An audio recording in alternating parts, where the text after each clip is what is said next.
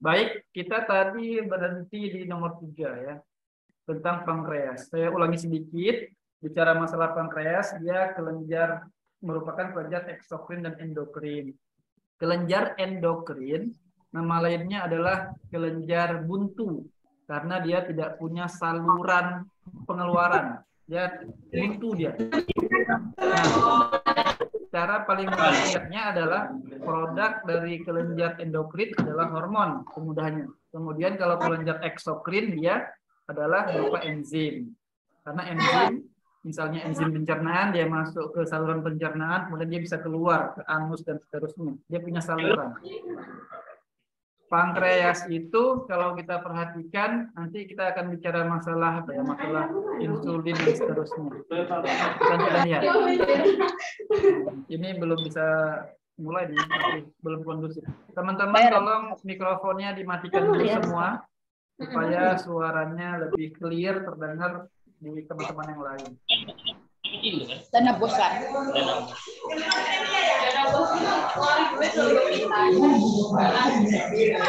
Teman-teman tolong di-mute-kan dulu.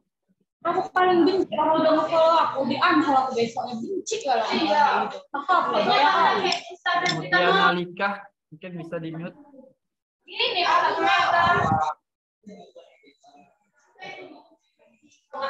itu akunmu masih follow kan?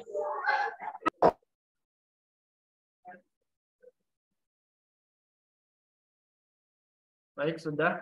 Saya lanjutkan. Nah, untuk nomor 3 ini, kita lihat pankreas ya. Dia kasih gambar pankreas, kemudian dia kasih irisan melintangnya di pankreas. Ada bagian X, bagian Y. Nah, pertama sekali diingat yang saya sampaikan bahwa pankreas itu bertindak sebagai kelenjar endokrin dan eksokrin.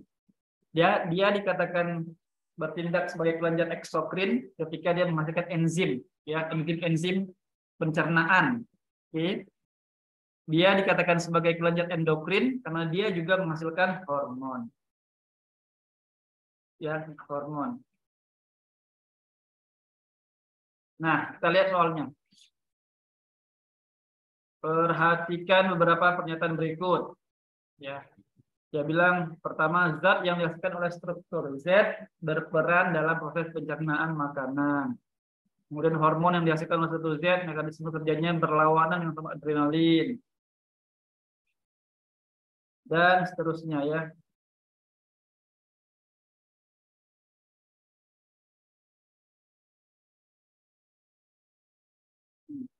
Nah, sebelumnya mari kita lihat dulu apa saja enzim yang dihasilkan oleh si pankreas ya. Saya kasih screen saja lah supaya nampak semuanya. Screen bisa pindah-pindah kita nanti. Oke. Ini saya tutup dulu ini. Bentar.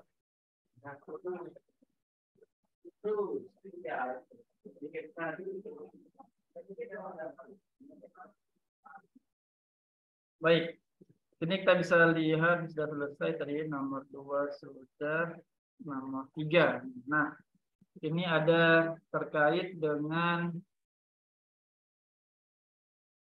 tuh sedikit kita mengulang-ulang tentang hormon yang enzim ya yang dihasilkan oleh pankreas. Nah, inilah alasan mengapa pankreas juga disebut sebagai kelenjar eksokrin yang menghasilkan sejumlah enzim.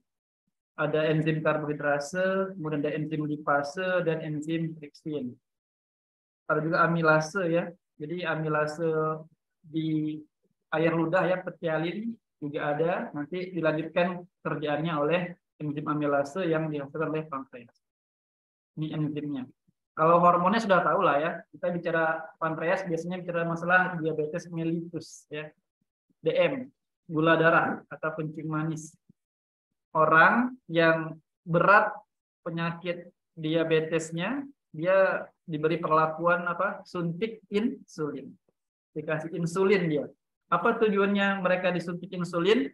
Supaya kadar glukosa dalam darahnya bisa berkurang. Ya, insulin bekerja dengan merubah glukosa di dalam darah menjadi glikogen. Ya, disimpan di otot, disimpan di hati. Nah, dia kerjanya berkebalikan dengan hormon adrenalin. Nah, kita ke soal sekarang kita lihat ya. Ini soalnya. Ya, caranya yang tadi saya sampaikan, cari dulu yang Anda paling yakin benarnya atau yakin salahnya. Dia katakan hormon yang dihasilkan oleh struktur Z mekanismenya berlawanan dengan hormon adrenalin. Ya. Adrenalin itu dihasilkan oleh kelenjar adrenal, ya. Rem itu artinya ginjal, dia di atas ginjal.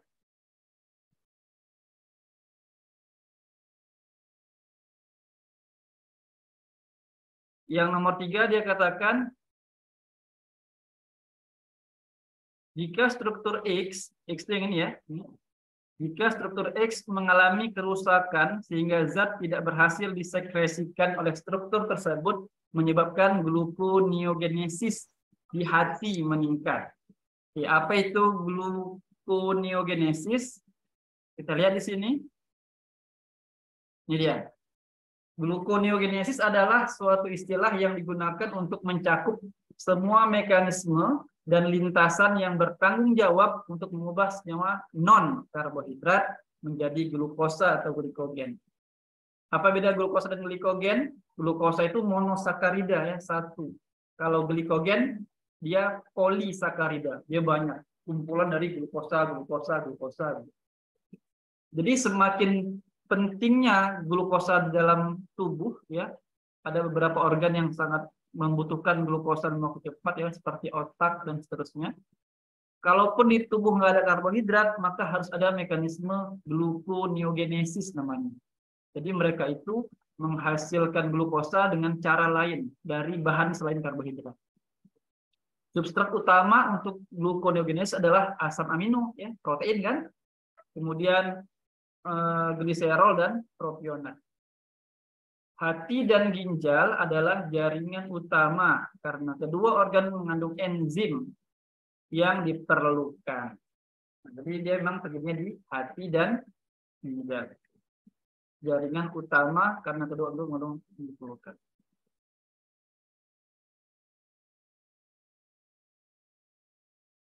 Ini soalnya kembali kita. Nah,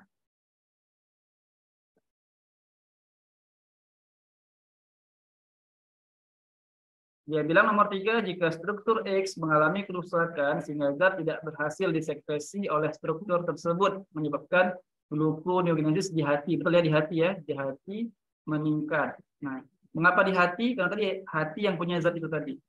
Nah, nomor 3 benar. Kemudian zat yang berat dalam menjaga keseimbangan. Oke. Nomor 4. Zat yang berperan dalam menjaga keseimbangan kalsium dalam darah diproduksi oleh struktur Z. Ada yang masih ingat? Siapa yang berperan dalam menjaga keseimbangan kalsium dalam darah? Ayo, apakah itu urusannya pankreas?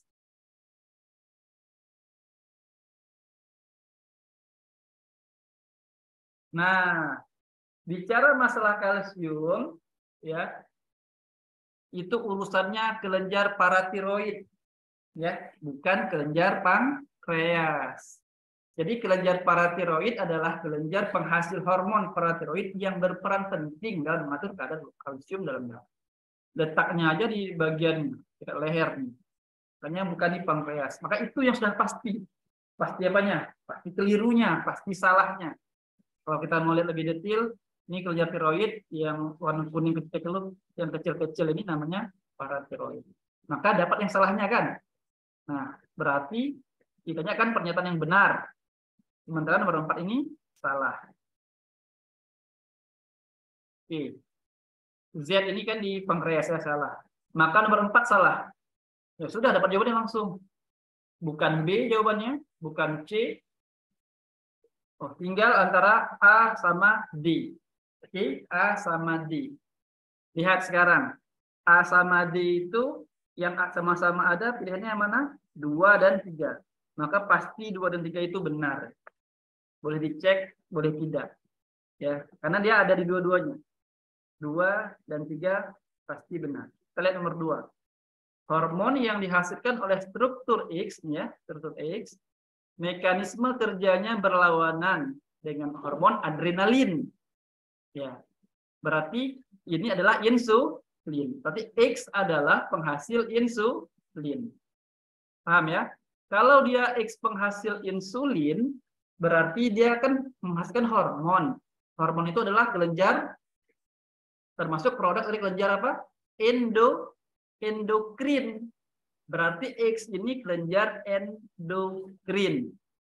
Oke, kenapa? Karena dia menghasilkan hormon insulin. Ini sudah saya jelaskan di depan, di awal. Sekarang kita cek nomor 5. Dia bilang struktur X merupakan sel yang menyusun kelenjar eksokrin. Itu udah salah. Harusnya apa? Endokrin. Kenapa? Karena si X, ya, si X ini, kata si nomor 2 adalah dia mekanisme kerjanya berlawanan dengan hormon adrenalin. Yang bekerja berlawanan dengan hormon adrenalin adalah hormon insulin. Maka X ini adalah penghasil hormon. Penghasil hormon namanya kelenjar endokrin, ya, bukan eksokrin. Maka yang 5 salah. Ketika 5 salah, maka jawabannya ayam. 1, 2, dan 3. Berarti nomor 1 ini Z, ya. Z itu bagian ini baru bagian yang eksokrin. Karena dia eksokrin, dia menghasilkan enzim, yaitu enzim pencernaan. Jadi Z ini pankreas sebagai kelenjar eksokrin karena dia menghasilkan enzim pencernaan. Yang X ini adalah bagian dari pankreas yang bertindak sebagai kelenjar endokrin karena dia menghasilkan hormon, yaitu hormon insulin. Ya, memang harus pelan-pelan ya jelasin ya supaya paham. Jawabannya ayam. Ada yang mau didiskusikan? Silakan. Kalau tidak kita lanjut. Lanjut ya. Jadi teman-teman ketika mendapat soal ya jangan langsung wah ini susah nih, jangan langsung dulu bilang susah. Kita baca sekilas kepala soalnya, kemudian lihat pilihan jawabannya. Ketika muncul satu kata yang nyeleneh, yang di luar konteks, oh ini salah, ini ngawur. Ah, itulah jadikan di situ kawan-kawan bisa masuk untuk mendapatkan jawaban yang paling tepat.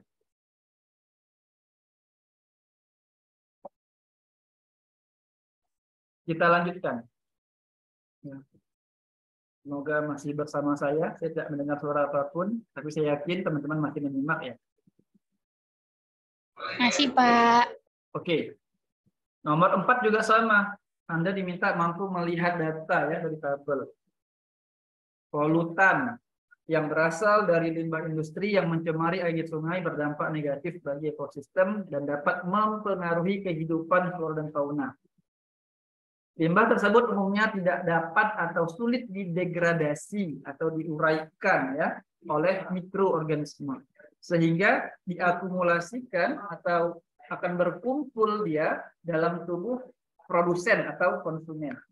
Ya. Tabel berikut menunjukkan akumulasi berbagai logam oleh salah satu jenis tanaman yang terdapat di 2 lokasi yang berbeda di sekitar kilang minyak dan di dermaga wisata. Nah, ini ada 2 spot penelitian. Oke. Pertama sekali teman-teman pasti sudah cari-cari nih di internet apa itu Mg, apa itu Zn ya. Mana itu apa itu CD, apa itu AS. Kalau yang belum pernah cari tidak masalah, saya kasih lihat di sini. Nih. Jadi pertama sekali teman-teman harus bisa lihat mana yang tergolong logam, mana yang bukan logam, gitu ya. Tadi ada yang sudah tahu ada Zn itu seng, itu mudah ya, sering muncul. Seng itu logam tentunya. Ada magnesium, nah, dia itu alkali tanah ya, golongan alkali tanah. Ada kadmium atau CD ini, namanya kadmium. Dia juga merupakan logam lunak ya. Mungkin kadmium yang banyak tidak tahu ya, karena memang jarang kita sebut. Kalau magnesium, seng atau zinc itu kita sering baca lah. Kadmium itu ternyata dia logam lunak dan putih kebiruan dan seterusnya ya. AS itu adalah unsur dari arsenik ya. Arsenik ini familiar ketika ada kasus pembunuhan ya, penggunaan racun arsenik. Kita kembali ke soal. Nah, perhatikan data yang disajikan. Pertama, dia berikan bagian tanaman, ada daun, ada buah, ada batang, ada akar. Yang kedua ada satuannya ppm. Kemudian ada 2 spot yang tadi dilihat, ya, kilang minyak dan dermaga wisata. Setiap spot dibagi 2 kelompok pengambilan data, ada yang jaraknya 0 sampai 500, ini datanya. Ada yang jaraknya lebih besar dan sama dengan 1000 meter. Jadi 1000 meter atau lebih besar dari 1000 meter jaraknya juga diambil datanya. Begitu juga dengan yang di dermaga wisata. Tuh datanya. Nah, kita periksa satu persatu. Cari mana yang salah ya. Lebih mudah cari kesalahan orang kan daripada cari kebenaran orang. Itu sifat manusia itu. Nah, katanya apa? Pertama dia bilang akumulasi logam lebih tinggi pada tanaman yang tumbuh lebih dekat dengan sumber polutan dibandingkan yang lebih jauh. Kita lihat benar atau tidak ya. Katanya yang lebih dekat lebih tinggi akumulasinya. Ini yang lebih dekat ya, ini lebih jauh. Ya nih 632. Ini 551, 45, 41, 32, 33, 87, 46. Secara umum benar yang disampaikan. Yang lebih dekat, akumulasinya lebih tinggi. Bagaimana dengan dermaga wisata? Kita lihat 0,55. Logam tadi ya, zinc kan logam nih, logam Zn 4726. Oke. Kanidium juga logam 2622. Oke, secara umum sepertinya benar. Benar ya, benar. Ini kanidium juga 17,8 di batang. Di tempat yang lebih jauh cuman 12. Dan seterusnya benar. Pernyataan pertama benar. Yang pilih satu juga masih banyak ini. Kita cari yang salah supaya bisa kita blacklist yang salah itu. Dia katakan nomor 2, magnesium ya Mg merupakan zat yang paling banyak diakumulasi pada semua bagian tanaman di kedua lokasi. Jadi katanya magnesium itu zat yang paling banyak diakumulasi, paling banyak berkumpul pada semua bagian tanaman di kedua lokasi. Dan buktikan, benar nggak ada yang paling banyak? Magnesium. Fokusnya ke magnesium. Ini magnesium, ini di daun ya. Magnesium paling banyak. Oke. Magnesium 510. Oke, benar. Kalau di sini, magnesium, tidak. Di sini, magnesium dengan yang lain, tidak terbukti ya. Lagi magnesium kalau di bagian kilang minyak, magnesium iya paling banyak nih magnesium di antara zinc, di antara kanidium paling banyak. Tapi di dermaga wisata tidak, magnesiumnya sedikit malah. Ya. Dia katakan tadi apa? Magnesium merupakan zat yang paling banyak daripada semua bagian tanaman di kedua lokasi. Tidak, magnesium hanya paling banyak di mana? Di dekat kilang minyak. Tapi kalau di dermaga wisata tidak. Maka nomor 2 salah. Ya. Nomor 2 salah. Cari yang ada nomor 2-nya. Apa jawabannya? Jawabannya BB. Kalau mau cepat. A ada 2, salah. C ada 2, salah. D ada 2, salah. Jadi jawabannya BB. Tapi kalau kita mau pastikan, karena kita ini sedang belajar, ya nggak apa-apa, kita pastikan lagi. Gitu ya, buktikan saja. Tapi nanti dalam tes, jangan lagi buang-buang waktu, karena nanti ada soal yang jauh lebih rumit, yang mungkin membutuhkan konsentrasi dan fokus Anda lebih banyak. Jadi begitu jumpa satu yang salah, langsung mainkan dia untuk memilih jawaban yang paling tepat. Oke, tadi berarti jawaban kita adalah BB ya, 1, 4, dan 5. Kita cek sekarang. 1 ini sudah benar ya. 4. Apakah benar nomor 4? 4. Kilang minyak menghasilkan polutan logam yang relatif lebih tinggi. Kilang minyak menghasilkan polutan logam yang relatif lebih tinggi dibanding dermaga wisata. Jadi kilang minyak menghasilkan polutan logam yang relatif, ya relatif, ya. Jadi masih ada kata-kata relatifnya, lebih tinggi dengan lembaga wisata. Kita lihat logam. Zinc logam ya, Zn itu logam. Tadi magnesium itu alkali tanah ya.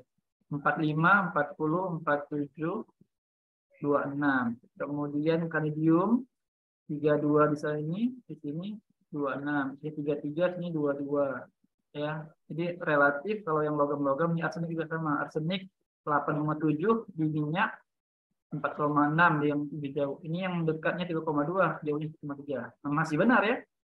Nah, kemudian lagi juga yang di bagian buah misalnya. Bagaimana dengan logam, zinc ya 36, ini 33. Lebih banyak di kilang ya. Ini 29, ini 11, masih banyak di kilang. Secara umum, secara relatif dia memang masih banyak di kilang daripada di dermaga wisata. Keempat benar. Terakhir 5, kita cek yang 5.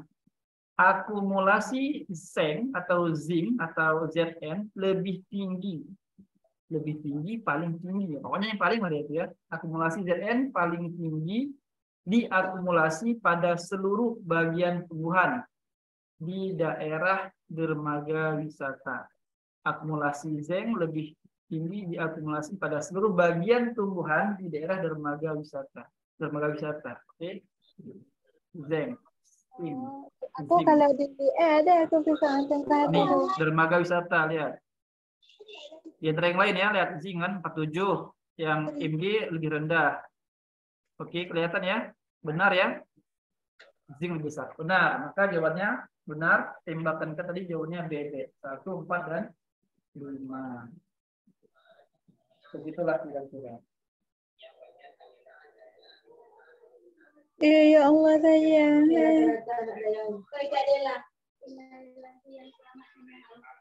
Nomor 5.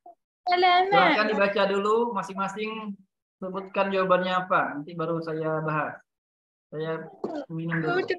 Aku dulu. Angka yang tutang gunung. Sayang kan ada yang minum. Ya Allah. Tentang kemiri. Lagi-lagi kita disajikan data dan kemampuan Anda dalam melihat data, melihat grafik. Ini lewat dari sini, dari samping sini. Yang selamat menyala Al-Quran. Ya, hanya Al-Quran itu sana. Ya Allah, tinggal nampak Al-Qurannya. Tolong suaranya.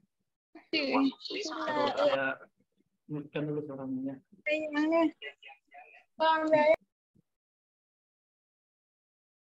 Ayo ada yang mau coba? Saya panggil saja namanya ya. Saya mau ke Sherina Maisura, teman satu benar meriah. Ayo, silahkan dilihat soalnya Maisura Sherina ya. Kira-kira nomor 5 jawabannya apa ya?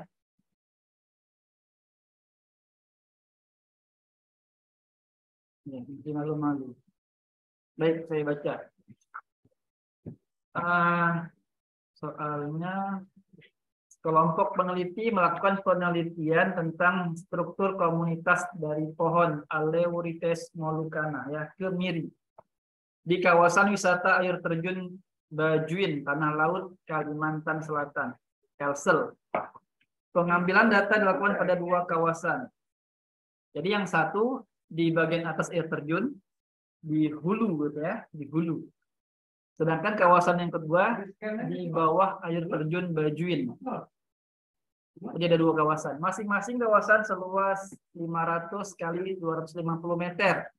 Data yang diambil meliputi jumlah semai yang tingginya itu di bawah 150 meter. Ini meter apa sentimeter? Tinggi kalian. Sapihan tingginya itu lebih tinggi dari 150. Kemudian diameternya tuh lebih kecil dari 100 cm ya, diameter batang ya. Ada tiang yang diameternya 10 sampai 20 cm dan ada yang kategori pohon. Pohon itu diameter batangnya lebih besar dari 20 cm. Terbayanglah kan besarnya. Hasil penelitian disediakan dalam gambar di bawah ini. Oke. Pertama diingat ada 2 lokasi di atas air terjun sama di kawasan yang kedua di bagian bawah air terjun.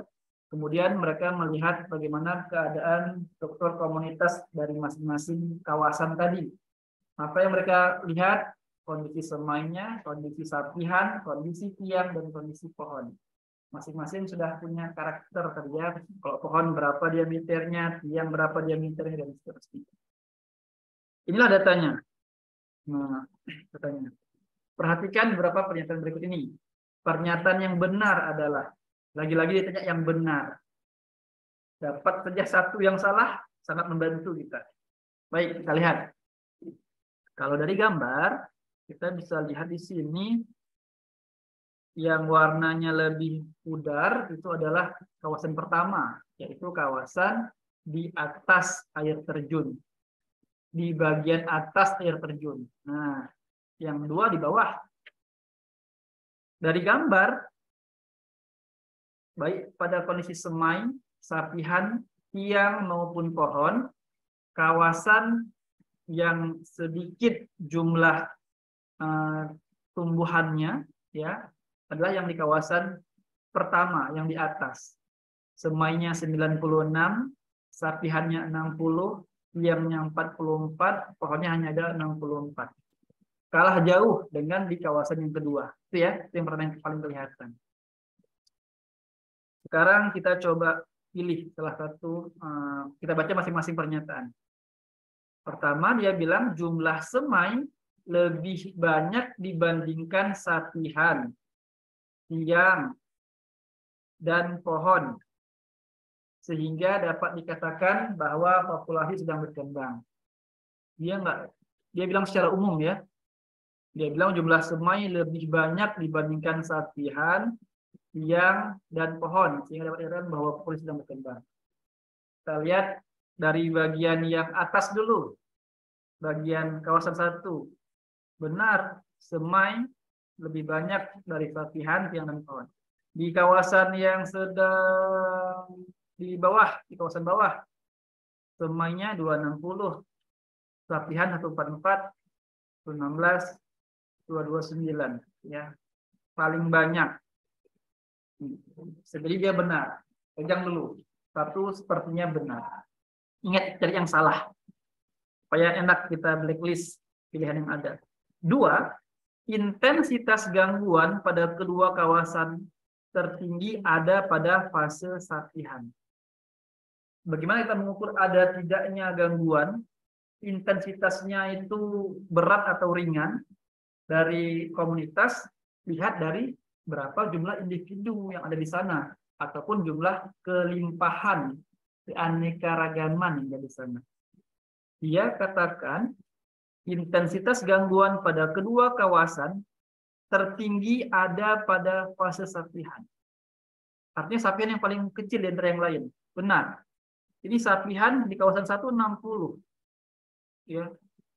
Di kawasan di tempat di tiang, yang bagian tiang 44. Ya. Ada yang lebih kecil kan? Yang lebih kecil nih.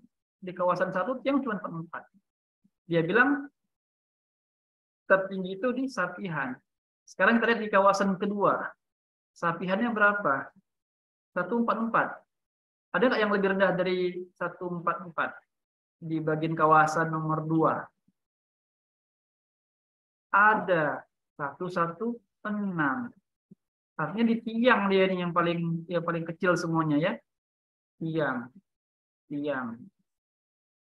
Oke, ini iya, tiang. Maka pernyataan nomor 2 ini tidak tepat. Ya, tidak tepat. Mana yang ada duanya? A bukan jawabannya. C bukan jawabannya. Maka tinggal antara B atau D. Ya, B atau D yang tidak ada 2. B dan D yang sama adalah nomor 3-nya sama-sama ada, nomor 4-nya sama-sama ada. Jadi 3 dan 4 sudah pasti benar itu. Tinggal kita cari 1 atau 5. Kita lihat nomor 5. Benar atau salah. Berdasarkan intensitas gangguan, nah gangguan lagi. Kawasan 2 lebih terkena dampak dibandingkan kawasan 1. Lebih terkena dampak daripada kawasan 1. Kita lihat nih. Ya, kawasan 2 lebih terkena dampak. 2 bandingkan dengan 1. Di semai menang 2, 1 kalah. Di sapihan menang 2. Di bagian tiang menang 2. Di kriteria pohon menang juga 2. Tapi kan ini keliru nih. Dia bilang kawasan 2 lebih terkena dampak. Kalau kawasan 2 lebih terkena dampak, harusnya jumlahnya lebih sedikit daripada kawasan pertama. Sementara faktanya kawasan 2 di setiap level tumbuhan tadi, kawasan 2 jauh lebih banyak. Maka yang 5 ini salah. 5 salah. Maka jawabannya tinggal 1, 3, dan 4. Jawabannya B. Ada pertanyaan?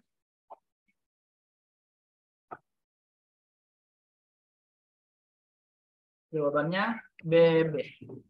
Jelas ya?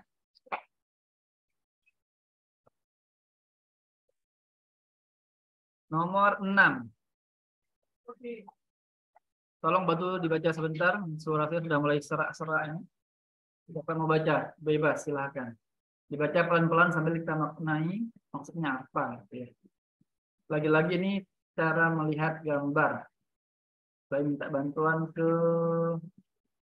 Boleh mungkin Muhammad Ikram. Boleh dibantu dibaca soalnya.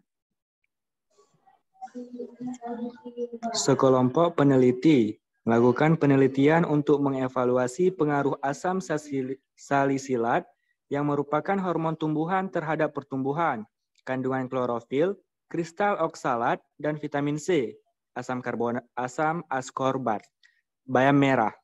Benih bayam merah dikecambahkan dalam pot plastik berisi campuran tanah kompos dan pupuk organik.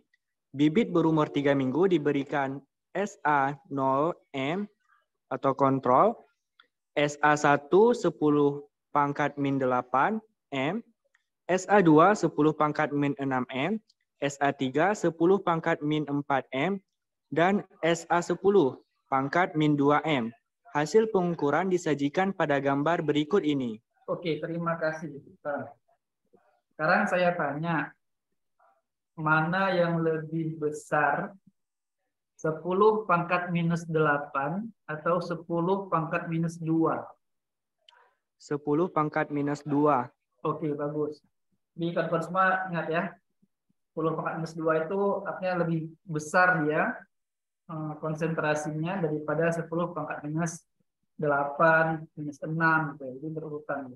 Baik. Kita lihat gambarnya. Jadi di sini ada dia lihat dari average ya, rata-rata tinggi tanaman. Rata-rata tinggi tanaman. Kemudian ada dia lihat dari total klorofil konten. Nah, klorofilnya.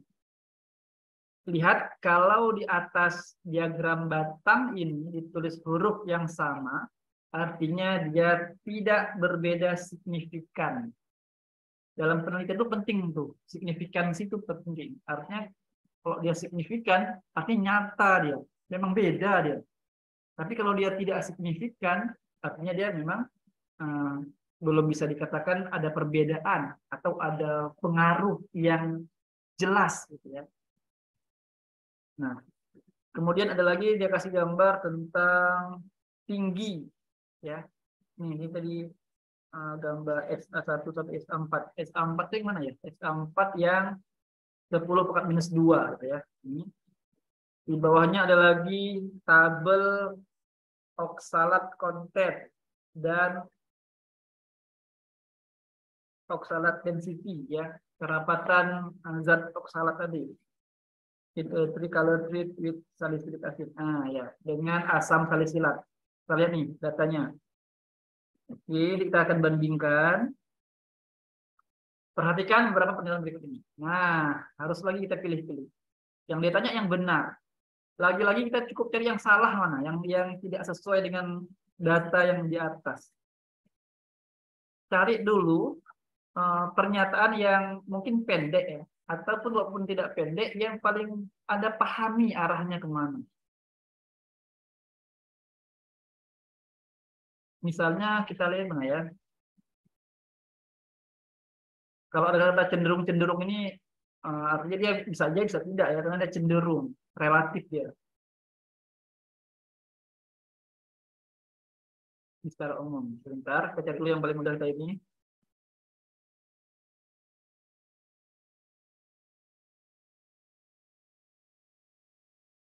Nah, ini coba nih, nomor 3. Dia katakan semua konsentrasi SA yang diterapkan mampu menurunkan, ya, dia bilang mampu menurunkan kandungan asam oksalat dan kerapatan kristal kalsium oksalat pada batang bayam. Mampu menurunkan. Semua konsentrasi tadi kita yang mampu menurunkan kandungan asam oksalat. Kita lihat gimana dia kandungan asam oksalat. Ini kontrolnya ya. Ini tabelnya yang kecil nih. Kontrolnya sekian. Ini kontrol. Benar nggak dia mampu menurunkan? Di sini dia kasih asam oksalatnya. Kalau yang kontrol 112, ini 103 menurun. Oke, benar. Sekarang yang kalsium oksalat nih, kristal density-nya menurun. Ini kontrolnya 43 ya.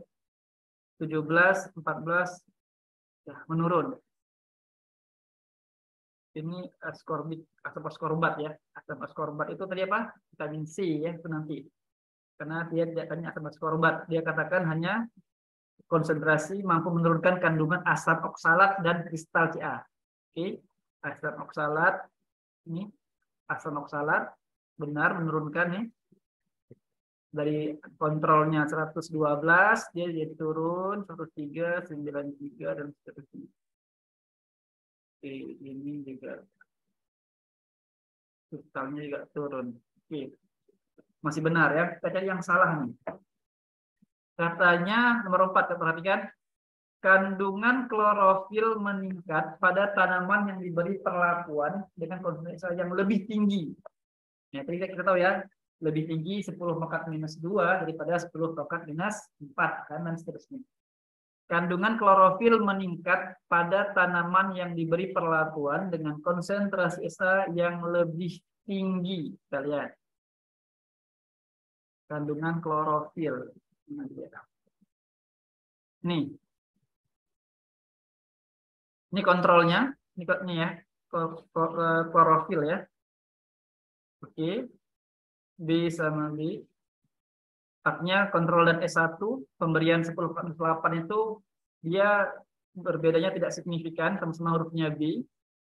Ketika dikasih 10/6 dia C. Ya. Lebih banyak itunya, klorofilnya dibandingkan kontrol. Ketika ditambah lagi konsentrasinya menjadi 10/4 dia turun dan itu B dia berbeda nyata dengan yang 10/6. Tapi dia sama dengan 10/8 ya. Nah, ini ditambah lagi lebih banyak, konsentrasinya turun lagi dia, sedikit lagi.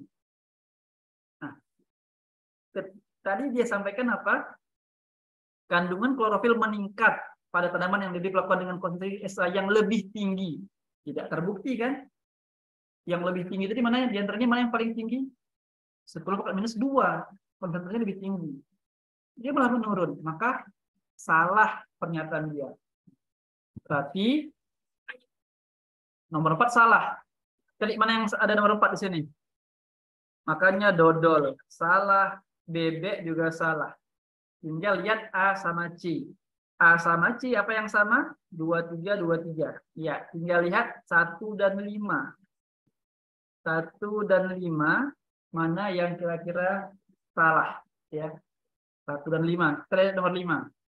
Dia bilang aplikasi asam salisilat 10/-2 molar pada tanaman bayam merah menurunkan tinggi tanaman, panjang tanaman, panjang akar, aplikasi asam salisilat 10/-2 ya, pokoknya situ. Asam salisilat 10/2 M pada tanaman bayam merah menurunkan tinggi tanaman dan panjang akar. Oke, kita lihat dulu yang tinggi tanaman. Terus dia menurunkan tinggi tanaman 10/-2. Nih, tinggi rata-rata tinggi tanaman 10/-2. Yang warna oranye ini itu adalah akar, Yang biru adalah batang, ya. Ini kontrol, terus dihentikan. Ini juga oke. Oke. Secara umum dia menurunkan. Kembali ke soalnya tadi apa kata dia? Aplikasinya merah menurunkan tinggi tanaman. Ya. Kita bandingkan dengan kontrol ya. Panjang akar, kandungan klorofil juga dia. Tapi juga kandungan klorofil juga akan menurun di sulfur-minus 2. Ini kalau kontrolnya untuk yang tinggi ya, ini sekitar 17. Ketika sampai ke sulfur-minus 2 menurun menjadi sekitar 14. Itu benar. Untuk tinggi benar. Untuk panjang akar, kontrol sekitar 6. Sulfur-minus 2 dia turun ya. ini R, artinya dia signifikan berbedanya. Iya, benar turun. Sekarang di klorofil. Di klorofil, apakah benar turun? Kontrolnya 1,2. Ya B, simbolnya dia lebih rendah ya. 0,8. Benar juga. Ya, benar juga. Kemudian kita lihat lagi di akumulasi biomasa, kemudian asam oksalat dan distribusi kristal. Benar tidak? Dan asam askorbat. Jadi semuanya turun ya. Asam askorbat, kalsium oksalat, kristal kalsium oksalat, dan di asam oksalat juga akan turun. Kita buktikan dari kontrol. Ini kontrol ya. Asam askorbatnya 0,275. Nah, ketika perlakuan 10/-2 dia justru naik ya 0,5257. Kontrolnya 0,275, dianya sini 0,525. Artinya dia justru meningkat asam askorbatnya, tidak turun. Ya, tidak salah artinya dia. Kemudian dia bilang ini lagi asam oksalat ya. Asam oksalatnya benar, kontrolnya 112, 112, dianya 66, benar. Ini juga benar. Dia salahnya di sini, di asam askorbat atau vitamin apa tadi? Asam askorbat vitamin C ya. Asam askorbat ya vitamin C. Jadi perlakuan 10/-2M itu dia tidak menurunkan asam askorbat.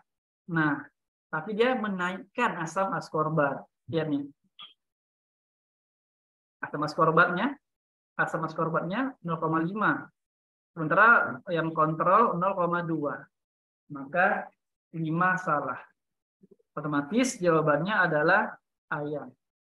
1, 2, 3. Ya, begitu memang mencarinya. Harus pintar-pintar melihat. Siap nggak boleh? Nggak ada acara Pak Gaus? Maka tanya boleh. Minta staf lantikan. Pelatihan hari ini. Kalian dulu ya. Baik, teman-teman, kita lanjutkan. Ya, jadi begitulah kira-kira ini. Kita sudah lihat ada 6 soal ya. Modelnya sama semua sebenarnya. Kita hanya perlu pengetahuan biologi sedikit, kemudian juga terus mengasah kemampuan menganalisa soal. Jadi memang harus teliti, dia harus fokus, supaya kita bisa dapat di mana letak pengecohnya. Jadi soal yang sulit itu adalah soal yang pengecohnya itu sulit kita tahu. Baik, saya lanjutkan. Nomor 7. Nah, ini udah mulai masuk bahasa Arab ya. Nanti ada beberapa soal saya nggak bisa jawab tuh karena nggak ada yang terjemahkan. Semoga nanti di antara adik-adik ada yang jago bahasa Arab, hafal hadis, bisa bantu apa itu maksudnya ya. Ini wal khayla wal bighal. Apa nih? Salah satu hewan yang namanya disebut Al-Qur'an berbeda di atas.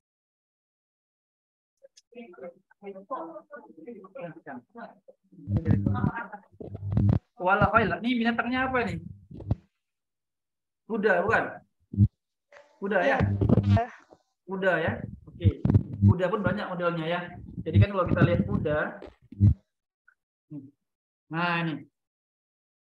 Kalau kita lihat kuda, ya anak biologi tahulah ada evolusi kuda ya. Dari kuda zaman purba sampai kuda hari ini. Jadi, kalau kita melihat evolusi kuda, salah satu evolusi yang kelihatan adalah pada perubahan bentuk tungkainya. Ya, ini kuda 60 juta tahun yang lalu itu seperti ini bentuk tungkainya. Jadi kalau kita bilang itu bagian apa ya? Nah, kaki bagian bawahnya itu sampai ke kuda hari ini, ya, kuda equus, ya, semakin besar badannya dan kakinya hanya seperti ini. Nah, dapat jawaban kita berarti kalau itu artinya kuda, maka kuda hari ini adalah bentuk tulangnya atau rangka kakinya seperti ini. Akan jadi sulit kalau kita nggak tahu apa binatang apa ini, repot ya. Ini kuda, maka jawabannya kelihatan dodol. Tungkai kaki kuda seperti ini dia, ya, kuda. Tadi ada gambar onta saya kasih ya. Waktu saya cari kuda muncul onta. Ini onta, perhatikan kalau onta, mana tahu tahun ini keluar onta kan? Mereka udah bosan dengan kuda dikasih onta gitu. Nih onta itu seperti dia ada dua belahannya. Hah? Bentar dulu ya, bentar ya. Tinggalin oleh-olehnya. Oke, ada dua belahannya, bagian bawah nih, ini ikat onta. Kalau kuda dia hanya satu saja. Di sini yang C ini onta, ya. Yang D kuda, C onta. Yang B ini saya nggak tahu apa, saya belum cari ini. Nah, silakanlah nanti cari kaki siapa, ya. Kaki siapa, terserahlah. Pokoknya yang untuk soal ini jawabannya dodol, kuda. Ini lagi nih. Nah, kalian kan juga lebih mudah ya. Lebih mudah ini. Hewan berkomunikasi dengan banyak cara. Ini bicara masalah etologi, ya. Etologi itu tentang behavior, perilaku hewan. Salah satu jenis hewan berkomunikasi melalui tarian. Hewan ini berbagi informasi tentang lokasi sumber makanan, air, jarak ke sumber makanan melalui tarian. Semakin lama durasi tarian, semakin jauh letak lokasi makanan dari sarang. Hewan ini menggunakan posisi tubuhnya sendiri untuk menentukan arah. Di dalam Al-Quran terdapat nama surat yang merupakan contoh dari hewan dengan perilaku komunikasi tersebut, yang dia berkomunikasi dengan tarian. Oke, sekarang kita lihat ini artinya masing-masing apa ya. An-nahlu, lebah ya. An-namlu, apa nih? Semut. Al-ankabut, laba-laba, ya kan? Jadi masalah kasih tahu ya. Saya bukan orang pesantren nih, saya bukan orang madrasah nih. Saya dari sekolah umum, itulah kerugian saya. Saya lemah di bahasa Arab. Al-fil, gajah. Gajah apakah menari? Laba-laba menari? Semut menari? Atau lebah yang menari? Kalau di film-film yang menari lebah gitu ya. Kita lihat pembahasannya. Nah, ini nomor 8 tadi kan. Oke. Para ilmuwan percaya bahwa durasi tarian menunjukkan jarak letak bunga. Makin kuat goyangan lebah menunjukkan kelimpahan sumber nektar. Perihalnya pengulangan tarian. Jadi, yang berkomunikasi dengan tarian itu kelompoknya lebah. Dapat jawabannya an-nahlu, ya, lebah. Sudut goyangan ke arah matahari mewakili sudut yang harus ditempuh lebah untuk terbang, untuk menemukan bunga. Selain itu, lebah berkomunikasi dengan teman sarangnya terkait lokasi sumber daya termasuk air, damar, pohon ya, propolis, dan lokasi sarang dengan membuat tarian. Jadi jawabannya an-nahlu, ya, lebah. Propolis itu campuran sebenarnya. Propolis itu campuran dari nektar atau getah-getah yang diambil si lebah dari tanaman dengan air liurnya. Jadilah dia propolis. Yang katanya mujarab ya untuk kesehatan.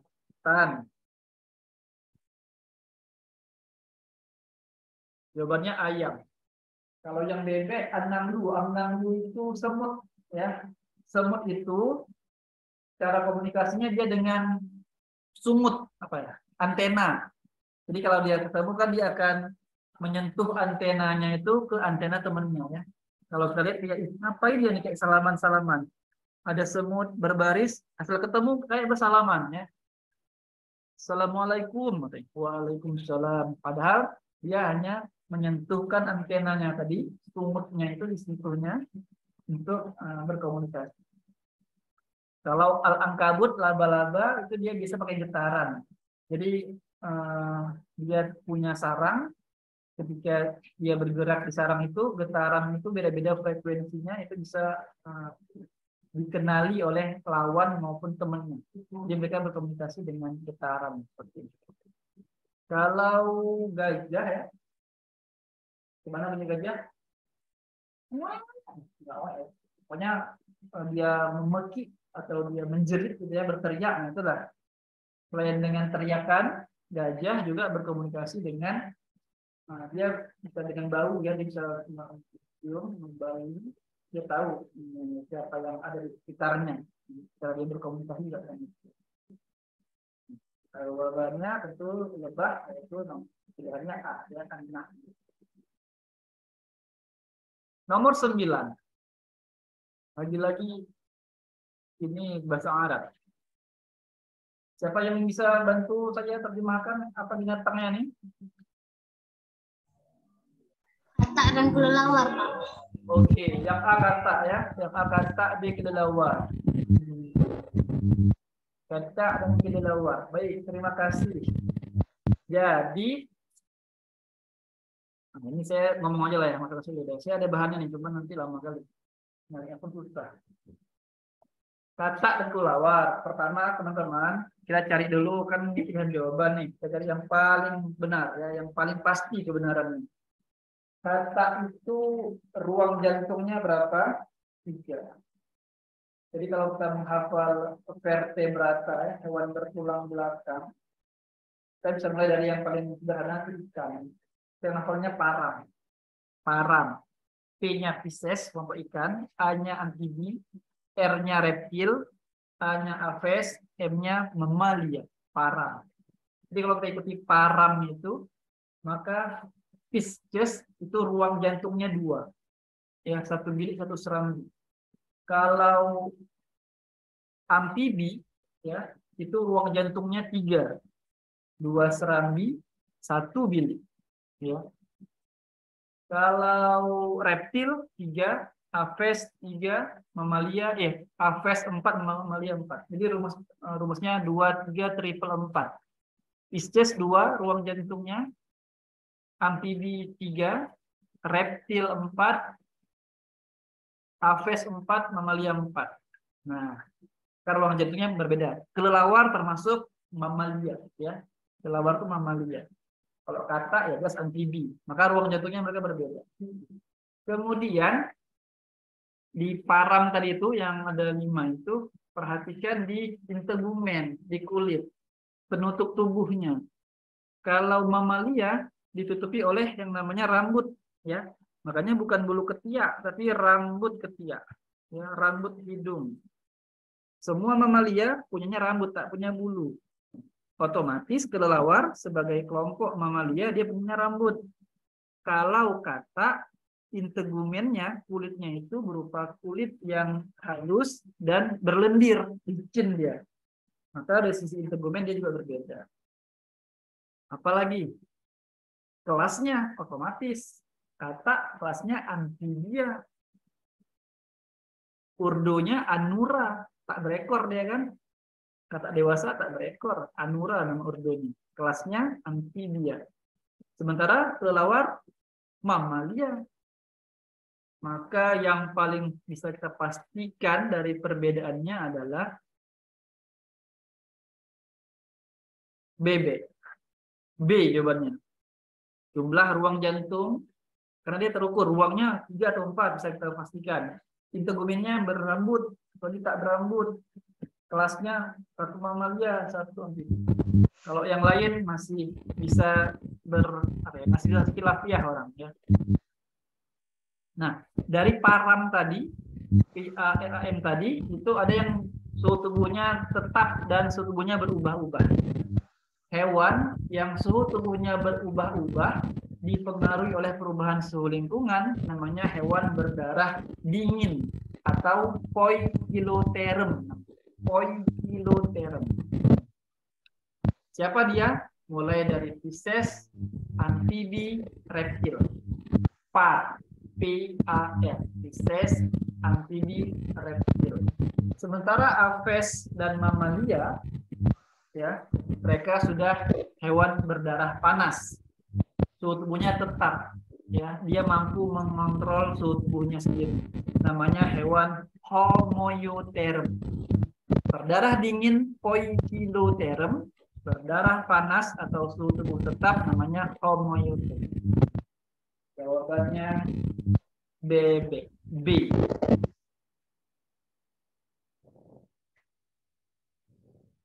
Kalau C, Pak. Ya. Perbedaan jenis reproduksi, jumlah ruang jantung, dan pengaturan suhu tubuh. Di sini pengaturan suhu tubuh sudah jelas ya, beda mereka. Ruang jantung beda. Perbedaan jenis reproduksi. Kalau jenis reproduksi itu dia luas sekali. Kecuali dia bilang fertilisasi. Kalau fertilisasi ada dua, eksternal, internal. Kata itu eksternal. Abang sperma dengan diovum ketemunya di luar tubuh, eksternal dia. Sementara kelelawar dia internal, dia ada populasi, ada kawin. Tapi ketika dibilang jenis reproduksi, ini luas sekali. Bisa jadi maksud dia adalah reproduksinya itu butuh gamet jantan dan gamet betina. Sama-sama butuh mereka kan? Mereka butuh ovum, butuh sperma. Jadi kita cari yang kira-kira no debat gitu, yang terukur dia. C itu kita khawatirnya maksudnya perbedaan jenis reproduksinya tadi. Karena mereka kan sama-sama secara reproduksinya seksual, ya, kecuali ada yang aseksual, ada yang vegetatif. Begitu. Ada lagi yang lain? Apalagi perbedaan jenis makanan. Nah, itu gampang sekali khilafiyahnya tuh. Oh, kata makannya apa? Kata makannya ikan. Kata kemarin dia lagi oleng kepalanya, dia makan keju. Udah bingung dia. Keju kata. Ini banyak kali khilafiyahnya. Kita cari yang tadi yang pasti, yang kira-kira no debat lah gitu ya. Bisa nggak nih? Paham? Lanjut ya. Kita sesi kedua sampai jam berapa ya? Saya kemudian tipis pola. Nanti sesi ketiga jam berapa kita mulai? Setengah 12 ya.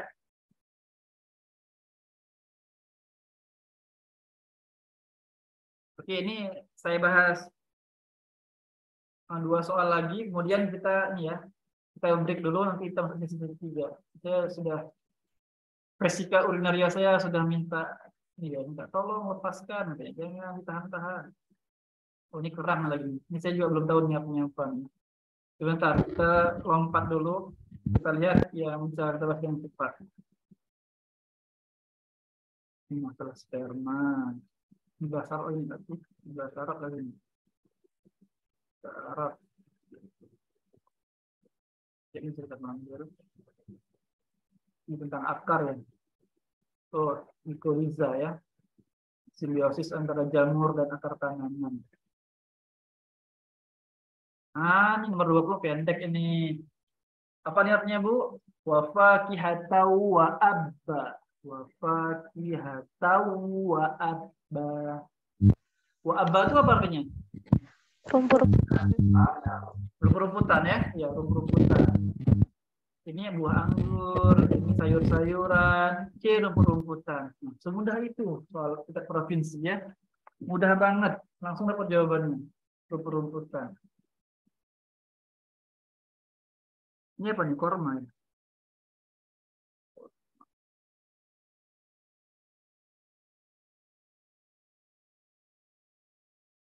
Ya, C rumput-rumputan itu. Jadi di sini tingkat kesulitannya hanya masalah tahu tidaknya apa arti dari tulisan Arab ini ya. Rumput-rumputan. Nomor 21.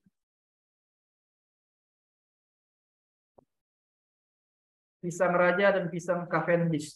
rutab, dan azwa. Rutab itu kalau saya nggak salah madu, kurma muda, betul?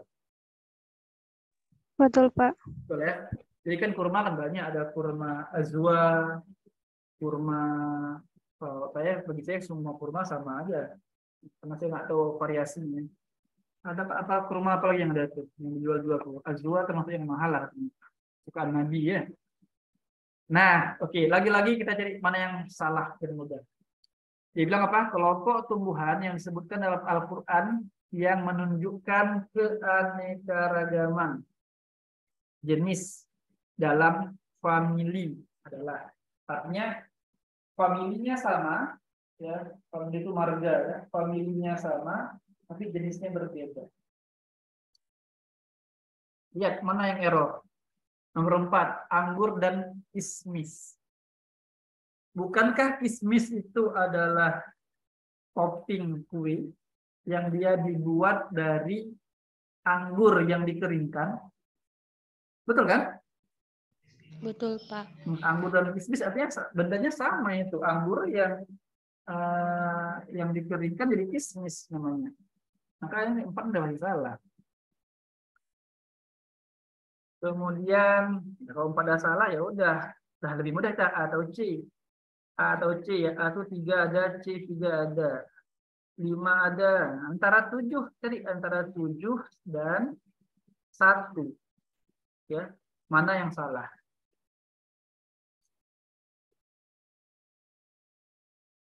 Kelapa hijau dan kelapa gading, pisang raja dan pisang Anies. Bentar dulu. Saya udah mulai kurang fokus nih, mungkin sudah mulai lapar. Tadi mana yang sudah salah? Anggur dan kismis ya. 4. Oke. Antara sekarang 135 atau 357 ya.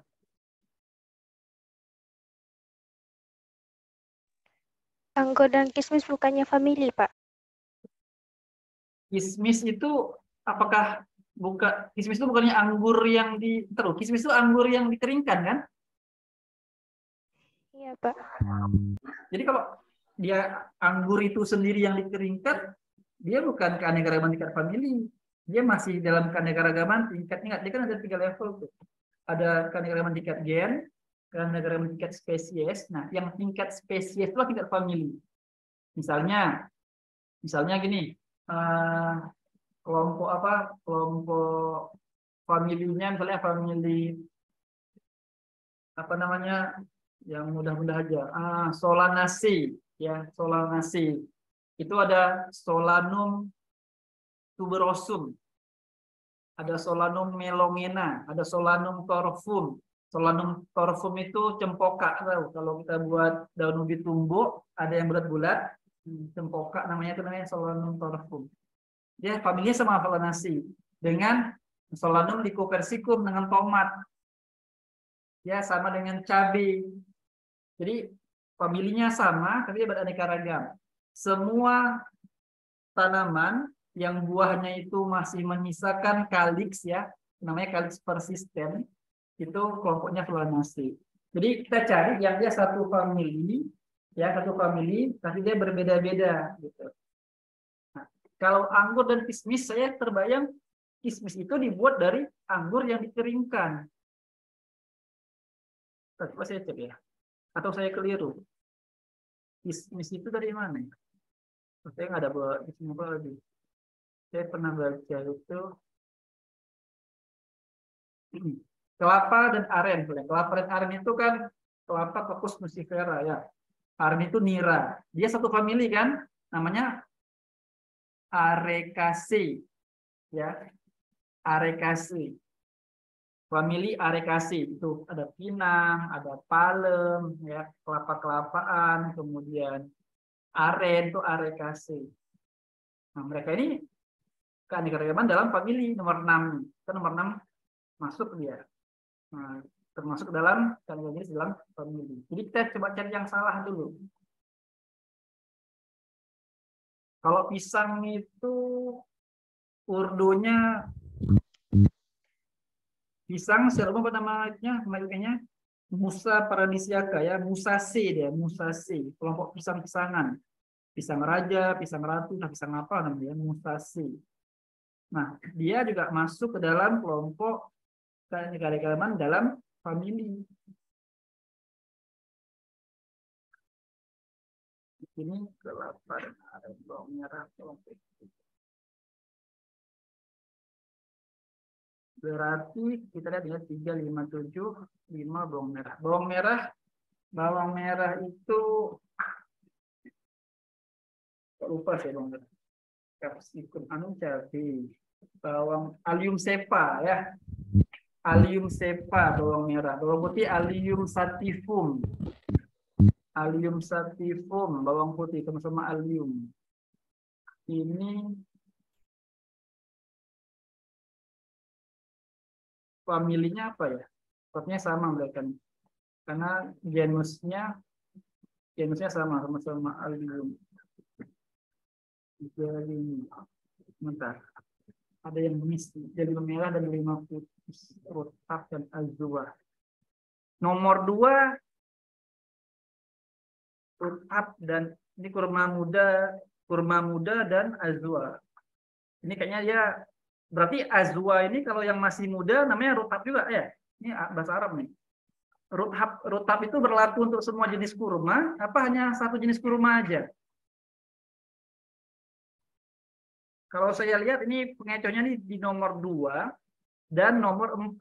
Jadi yang ada 2 atau 4 salah gitu aja. Yang ada 2 atau 4 salah. B salah. Kemudian yang ada 2 atau 4. D salah. Yang 6 betul loh Pak bilang tadi. Apa? Iya. Yang pasti salah adalah 2 dan 4. Maka yang ada 2 dan 4 salah. B salah, 2 ada 2 dan 4, D salah. Sekarang 3, 5, 7 atau 1, 3, 5 benar. Antara 1 dan 7 pilih ini. Pisang Cavendish itu yang mana ya? Kelapa Gading dan kelapa gading.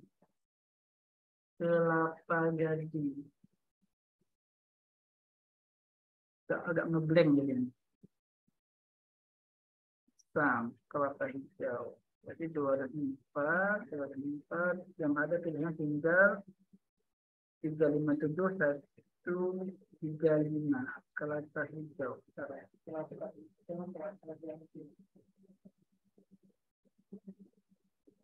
Saya belum cari pisang. Pisang formulanya sama ya. Pisang raja sama pisang Cavendish ya. Kalau kelapa kayaknya sama-sama sudah dikasih. Jawaban sementara saya ini coba saya cek lagi. Jawaban sementara saya, jawabannya benar adalah cendol 357. Ya, nanti saya cek lagi. 357. Pisang raja dan pisang Cavendish apakah dalam famili yang sama? Coba sama-sama saya cek ya. Coba kita cari hierarki taksonomi pisang Cavendish itu apakah familinya sama dengan pisang raja gitu ya. Kalau kelapa saya yakin dia sama-sama Arecaceae familinya. Jadi 357 cendol. Satu soal lagi sebelum kita beri soal nomor 22. Ini bahasa Arab lagi ya. Saya belum dapat ya ini. Wa minhum may yamshi ala batnih. Apa artinya nih? Yang berjalan di atas perutnya.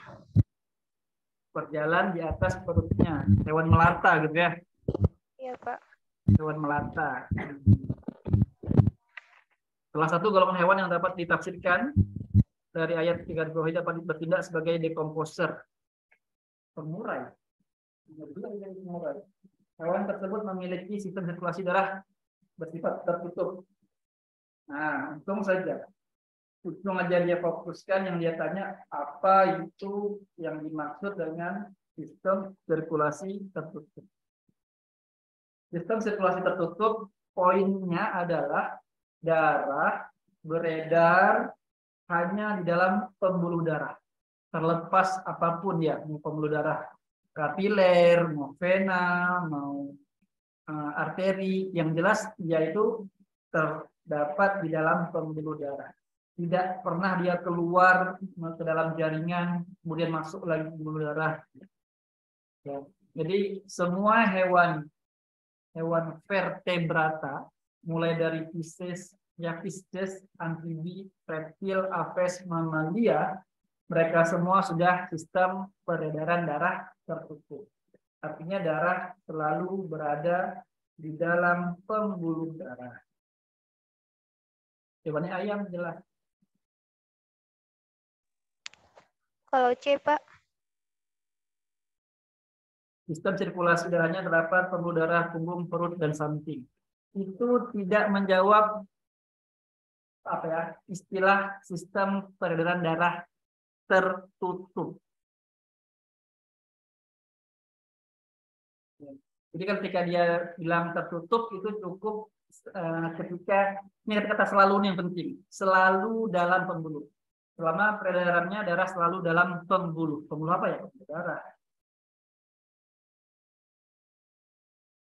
Kalau ada kayak moluska ya, hewan lunak, kemudian ada kelompok krustasi ya, mudah-mudahan mereka terbuka beberapa bagian tubuhnya itu darahnya merembes masuk ke dalam jaringan-jaringan itu.